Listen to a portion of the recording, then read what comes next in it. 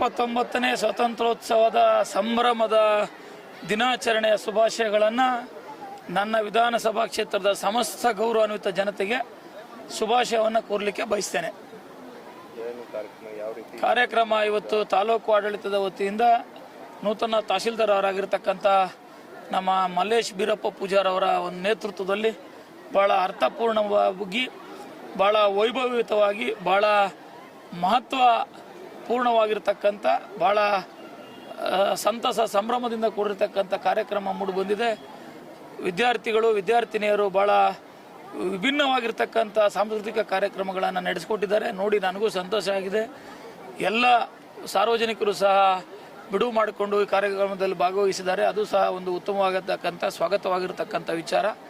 ಸ್ವಾತಂತ್ರ್ಯೋತ್ಸವವನ್ನು ಎಲ್ಲರೂ ಸಂಭ್ರಮದಿಂದ ಆಚರಣೆ ಮಾಡ್ತಾ ಇರತಕ್ಕಂಥದ್ದು ನೆಲಮಂಗಲ ವಿಧಾನಸಭಾ ಕ್ಷೇತ್ರದ ಒಂದು ವಾತಾವರಣದಲ್ಲಿ ಕಂಡು ಬರ್ತಾ ಇದೆ.